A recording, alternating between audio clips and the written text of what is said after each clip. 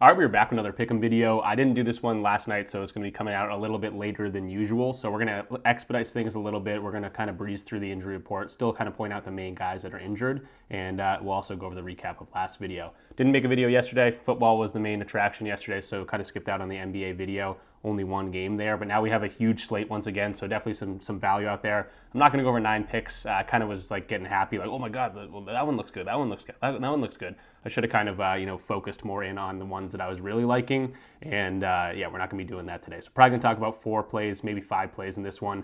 Probably talk about some leans as well, but there is definitely some great spots for some guys. That's what you get with these huge slates. So we're going to definitely try to dial in a little bit more, not get too click crazy, and we'll hop into it. So if you're new around here, definitely go ahead and subscribe, leave the video a like, comment something down below. It's going to tell YouTube to push this video out a little bit more, and let's hop into the recap of last video. All right, so hopping into the recap of last video, again, kind of right off the top, you can see how I was just kind of seeing plays and really liking some plays because they were in good spots, but kind of forcing things. Like this first one, Jeremy Sohan over 9.5 points. What am I doing? Kind of betting on a role player that's coming back from an injury here. When there's a 14-game slate, there's going to be better reads out there. So again, that was the first game I looked at just because it was the early game. Not the best read there. And same thing with Wembanyama. I forced that because he was playing in France and things like that. We saw him have his big game. You know, the Pacers are going to adjust and things like that. And Wembanyama wasn't as aggressive in the first quarter there, but also the entire game. So 2 right off the bat in that Spurs games on the same team. Not the best reads. Jamal Murray, I do think was a pretty solid read. He only shot 15 times. They ended up getting crushed, but he shot super efficiently. He had like 16 points in the first half, ended with 25. Again, shot the lights out. I just said you got to have hats off to him there. He shot really well in a bad matchup for him, so I'll take that one on the chin. Tyler Hero, though, the hits we had were really crushing their lines. Tyler Hero had 25 points alone, chipped in with 8 assists, crushed both those lines, so the good read on the points and assists. Tim Hardaway Jr. ended up missing there. He ended up with 13 points, did all of his damage in the first and the third quarter. I think he had 5 in the first quarter, 8 in the third quarter here, and he had 5 free throws, went 5 of 5 from the free throw line. He's only done that 4 other games this year. He's gotten to the free throw line 5 times, so just kind of really went over with the free throws there. So not the worst read in the world there. Towns, it was 143 points they put up, and it was just share the wealth. I think OG Anunoby shot 18 times. Josh Hart had 20 points. Mikal Bridges, Jalen Brunson, everyone was eating, and you're not going to get a high PRA line just based off that. He did rebound well. He didn't assist very well, but yeah, he came up short as well. Darius Garland, on the other hand, we're back to some good news. 39 points, absolutely dominated his line. Evan Mobley ended up coming off the injury report, ended up playing that game, did not play well, but it was the Darius Garland show. He continues to almost look like the best scorer in that team, even with Donovan Mitchell going for 33 points or whatever it was. Yeah, Darius Garland, 39 points. And then the two biggest leans that we had, Jovic and Boucher, were absolutely crushed their lines. So 17 points for Jovic, 23 points for Boucher. I always forget how to say his name. Yeah, really good reads there. Again, kind of the minute situation and how many minutes these guys are going to play. If a guy goes out and shoots 0 of 8 in 15 minutes or whatever it is, 1 of 7 in the 15 minutes or whatever he gets, then he's not going to get there, which is why is more of a lean. But yeah, both these guys crushed their lines. So the guys that we hit really crushed their lines. The guys that missed, unfortunate ones, and maybe I'm forcing it a little bit. So not going to do that today. Again, 4 or 5 plays. But before that, I do want to talk about some injuries. All right, so quickly moving into the injury report here. Going to try to breeze through this as I didn't do the write-up. It's a little bit later in the day, and I want to get this video out to you guys. We can see here, again, I'm not going to touch on everyone, but Tobias Harris, game time decision. That's big news for a guy like Tim Hardaway Jr. because I was looking at his under. Not a play in the video just yet, but it is at 11.5. It's a tough matchup for him. If Harris misses this game, though, that could be an extra shot or 2 for a guy like Tim Hardaway Jr. So Tobias Harris is someone I'm looking at for this one. Jaden Ivey continues to be out. For the Cavs, we got to mention that Mobley is going to be back in the lineup. The dudes on the bench are still going to be out. LeVert, Okoro, Dean Wade, those are guys that all get minutes, so keep in mind for that one. For the Lakers, probable tags for LeBron and AD. Rui Hachimura, game time decision. For Charlotte, nothing too crazy there. Houston, Jabari Smith Jr. still out. Cam Whitmore, game time decision. We know he plays big minutes. Horford and White out, or not out. Game time decisions for Boston. Keep an eye on this matchup. I'm actually going to be at that game, so hopefully a good one there. For Orlando, Jalen Suggs is game time decision. He did return last game from injury, an extended injury. So he potentially could miss again. We'll see how he kind of his body acclimated to coming back, but looks like they're projecting him to start, and then Go Batatse also has been missing time. We'll see if he comes back. The Sacramento Kings seem to be very healthy. They haven't missed a guy in a decent amount of time, I don't think. If they do, it's one guy here and there, not too often, but no one injured for them. For the Brooklyn Nets, look at D'Lo to get a whole lot of usage here, especially if Ben Simmons sits, who's a game time decision, but Cam Johnson and Cam Thomas both out for the Nets still. That's the big news there. For Memphis, looks like they're relatively healthy. Santi Aldama and Jake LaRavia are going to be game time decisions, so keep an eye out for that. Josh Hart, game time decision. Anytime Josh Hart's going to be ruled out, you're going to want to look at Karl-Anthony Towns' rebounds and assists. It's only happened once, but he had like 20 rebounds and chipped in with some assists as well on that. And this could be, a matchup they're going to need a big man down low going up against Zach Edey, who will probably either foul out or play like 15 minutes in that game. So Towns could have a size advantage eventually. For the Pelicans, Zion, let's not talk about size advantage. He should be able to eat down low against Toronto, but DeJounte Murray is going to be a game time decision. Definitely keep an eye out for him playing or not playing. As of right now, he is uncertain.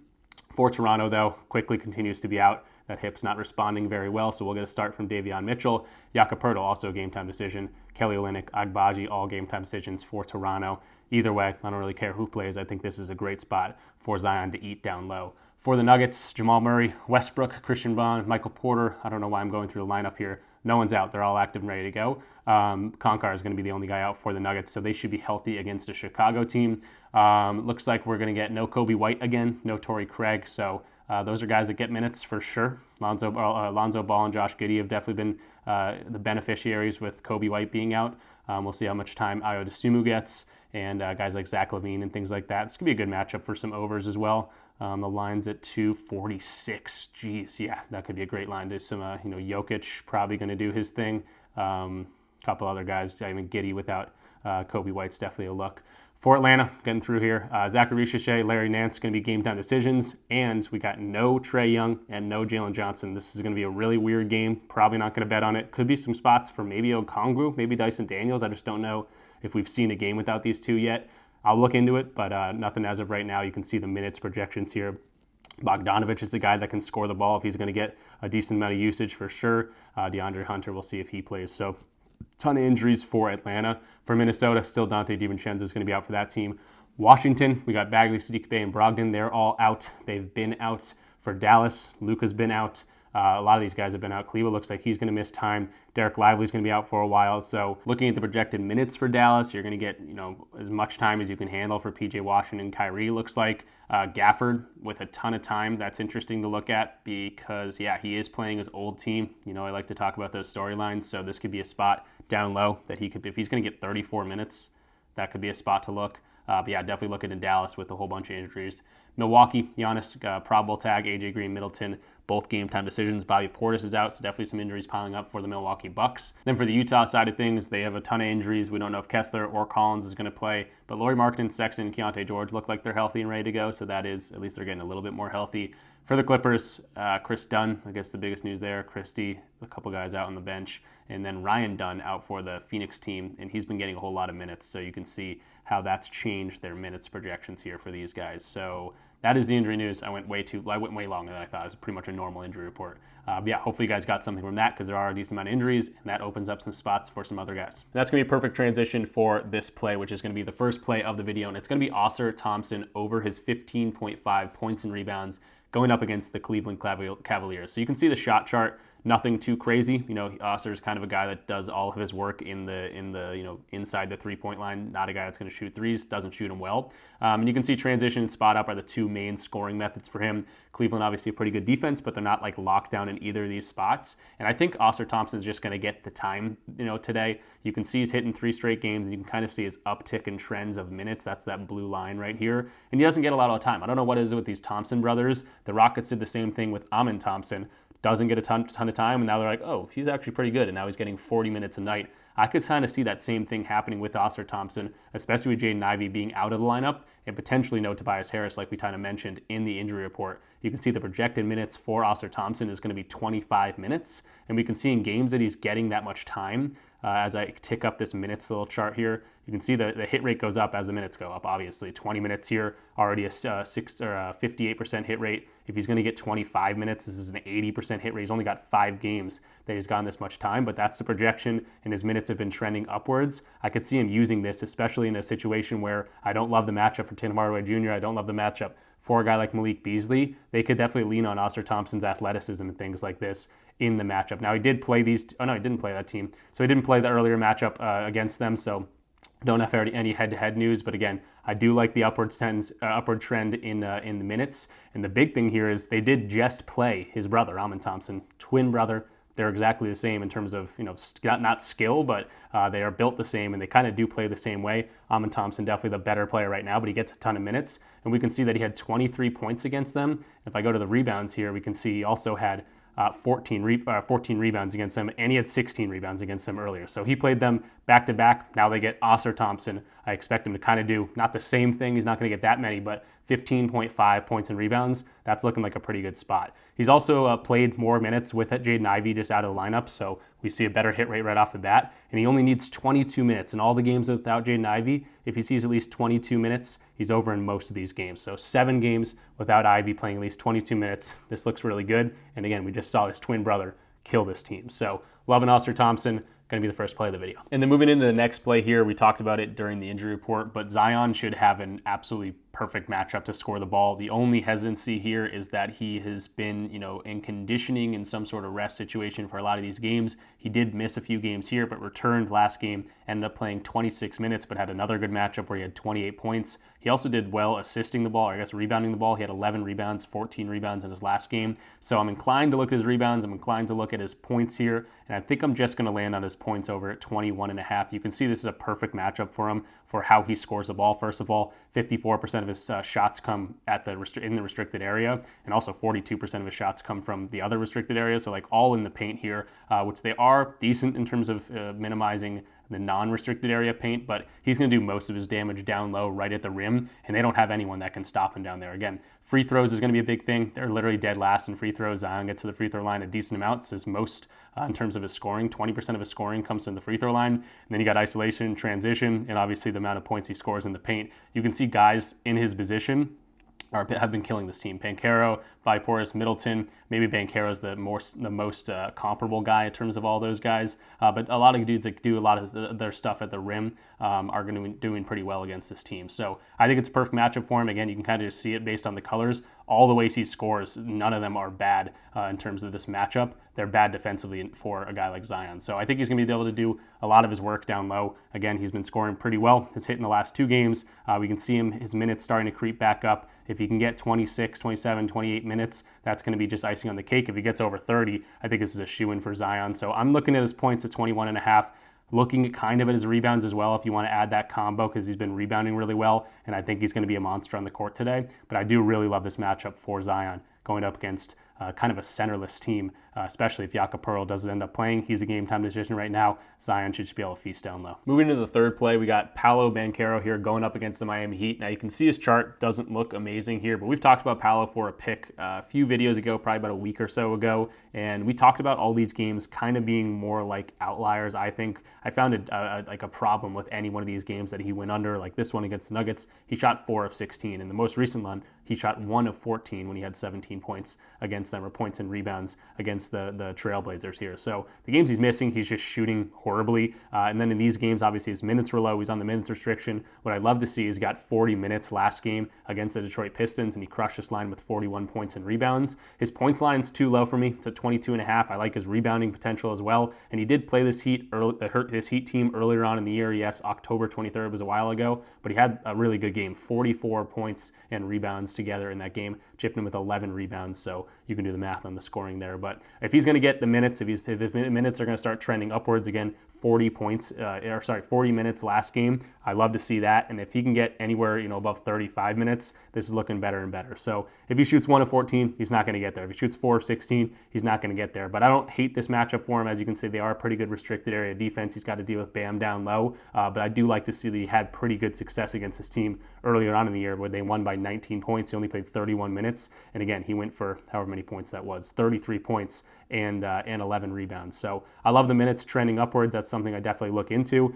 He's getting kind of a healthier team, and he plays well off those guys. And yeah, I'm loving to see Paolo, a 22.5 points line for Paolo when you're seeing these misses that he's not shooting well. Again, 1 of 14 and then 4 of 16. I'm liking this spot for him just because I think the numbers are too low. Not the best matchup in the world, but he's had pretty good success against this team earlier on in the year. Paolo at 40 minutes. I love to see that. And then the fourth and final official video pick here, I do have some leans to talk about, but it's going to be Nikola Jokic for a triple-double. Now, this isn't plus money like it's been. We've talked about it in a few other videos where he actually did get the triple-double, but he's been a triple-double machine, so this being minus 115 or minus 120, it's where it's at right now. That makes sense to me because he's got a perfect matchup here going up against the Chicago Bulls. Now, we got 5 straight triple-doubles through 3 quarters. That's all he needed for the triple-doubles. That was wild. That did end against the Timberwolves because he had 3 rebounds in that game, didn't rebound well. Tough rebounding matchup. But now he gets the Chicago Bulls, who allow everything pretty much. It's a perfect matchup for him in scoring too. I just don't love his scoring potential just because he's been the facilitator mainly of this team. With everyone healthy, he hasn't been having to score too much, but I could definitely see him scoring the ball today. Kind of why I'm going to the triple-double, because I do like his assist potential. Again, you see red here, but a lot of these games he's getting 10, 17 against the Kings, 11 here. So he's been getting the triple-doubles as we've seen, and obviously the monster rebound games. But he's got a perfect matchup for the, going up against the Bulls here. They allow the 29th in terms of rebounds, or they're ranked 29th in terms of rebounds allowed. That's awesome. And then in terms of assists allowed, also 29th. So perfect matchup for a guy like Jokic to just continue to facilitate this team that's looking better and better with their team healthy. Jamal Murray's been looking better. Aaron Gordon looks like he's getting healthier. Westbrook plays really well yet next to Jokic. And we also saw, the main thing I want to point out here is we haven't seen Jokic play the Bulls yet, but we have seen Sabonis and Sengun. Sengun triple-doubled himself, and then Sabonis had, I think, like 15 rebounds and 8 assists. So I always look at those two guys. They're kind of like Jokic lights. If you look at like an evolution chain, almost Sengun to Sabonis to Jokic. If Sengun was able to get triple-double here, he only played 25 minutes in that game. They blew them out. So it's good to see that Jokic's comparison players, comparable players, have also played really, really well against this team. So not a plus money play like it has been, more like a normal play here for Jokic, but I do think he gets it done here against the Bulls. And then if you made it this far in the video, I do want to remind everyone to like the video and comment something down below. If this video gets to 200 likes, I'm going to add another play in the pinned comment. So I've been doing that, and it's been working out. You guys have been crushing the like button, so appreciate that. And obviously subscribe if you are new. If you want access to all my plays and just a cool community where we're always talking sports, talking props, talking different plays, definitely check out the Discord community, which is in the link down below. Plenty of different ways to get in there for free, but we're always talking, in here, just a lot of times we're laughing in here too, but we have on a month-to-month basis have been pretty successful in terms of winning, which has been awesome. I show the Pickett account all the time in here if I can pull it up right now. We've been crushing it in January. 90 units is absolutely insane. So I'm going to try to continue that. Again, the video picks from last time weren't amazing, but it was a big slate, and we definitely found some edges elsewhere. So if you want to get access to a community, again, you do get access to all my picks, but also just a fun community where we're always talking about sports, bouncing ideas off each other, and having a lot of fun. So use those links in the description down below. If you're not on PrizePicks, Underdog, Betr, Sleeper, Dabble, Flip, Parlay Plate, or Chalkboard, that's an easy way to get in for free. They're going to give you a deposit match whenever you use my code. Kicks back a little my way, so I give you guys it back in the form of a free month, and it's a good way to check us out. So if you want to do that, link in the description down below. And then for some leans, I want to talk about 4 other plays that I potentially might get there. I want to just look at it a little bit more, kind of see how lines are moving, where things are looking throughout the course of the day. But Jason Tatum is going to be one guy I'm definitely looking at. First of all, I'm going to the game. I'm a Celtics fan. But at the end of the day, I think this is a good matchup for Tatum, especially the fact that Derek White is a game-time decision here. We can see 2 games without Derek White this year. He scored really, really well, 33 and 32 points. That was against the Cavs and against the Nuggets, so 2 kind of different matchups here. Obviously, the Houston Rockets are a great defensive team, as you can see in terms of their defensive rating, number 4. But in terms of how Tatum scores his points, the first 2 methods, 41% of his points come from isolation and pick and roll ball handling, and they are ranked 27th and 29th ranked in those aspects. He's also gets a 5.2% or 5.2 points from the free throw line. That's 16% of his scoring, and they're ranked 11th. He did play this team once earlier on in the year. This was at home, and he scored 20 points in 33 minutes. This was a 23-point win, but I do like to see he had 19 shots in that game. Jaylen Brown didn't play in that one, but I do think this is a good spot for him. His line's lower just because, again, he has not been scoring extremely well. He's been right up there, hasn't had too many duds here, but I think is a spot, especially the fact that how good the Houston Rockets have been playing. This one should stay relatively close, I think, which could mean we could see big minutes from a guy like Jason Tatum. And again, considering the fact that Derek White's not going to be, or potentially not going to be in the lineup, that's just a huge boost for him. If Derek White does play, though, obviously I think Tatum can still get there. He's gone over that plenty of times with him in the lineup. I just do like the matchup for, Tatum in this lineup against the Rockets in terms of the way he scores the ball and what they are weak defensively. It's a good spot for a guy like Tatum. So we haven't seen, LeBron go over his line. He got close. We didn't see Tatum go over his line, obviously, but that was a blowout situation. But we saw guys like Bridges. We saw Kuzma go over their line. So it's kind of an interesting one, more of a lean, definitely. The numbers aren't like popping off the page, but I do like the fact that in terms of his main scoring methods, that's what Houston is weak against. And again, if this thing's close, we've seen Tatum play, pretty good in close games, and they might need it today for the Celtics team. And then in that same game, just because again I'm going to this game, I'm looking a little bit farther into it. The edge I see for the Rockets, again, I think this thing's going to be close, and we've seen Otto Thompson's minutes just continue to go up and up and up. If you go back to the projections here on RotoWire, he's projected for a ton of minutes, 39 minutes. So we can actually filter that and see games he's seeing, a decent amount of minutes. Even at 30 minutes, he's over this rebounds line at 9.5.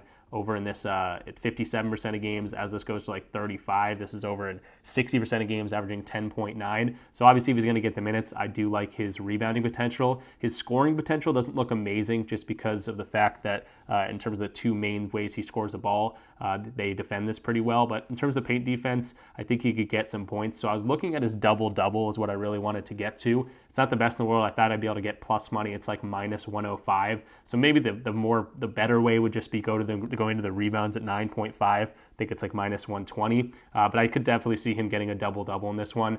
I'm going to favor his 9.5 rebounds just because it's not too much. It's not a great value play, the double-double line. So I think I'm going to stick to 9.5 as the lean. You could definitely sprinkle in something on his double-double, but if he's going to get 35 to 40 minutes in this game, he should be able to rebound the ball pretty well. And I did look at the games last year. He played them twice last year, hasn't played this year, and he got 10 rebounds and 14 rebounds in only 25 and 32 minutes. So pretty good spot for Otto Thompson if you want to get some more action down on this game, which could be the game of the night. And another guy I wanted to look at, or I did look at here, is Josh Giddey at his rebounds and assists at 14.5. The big news here is obviously Kobe White's going to be out of this game in the games that we haven't seen Kobe White. He's averaging 16.7 rebounds and assists, and now he gets the Nuggets, who allow a ton of assists, and he's been rebounding really, really well lately.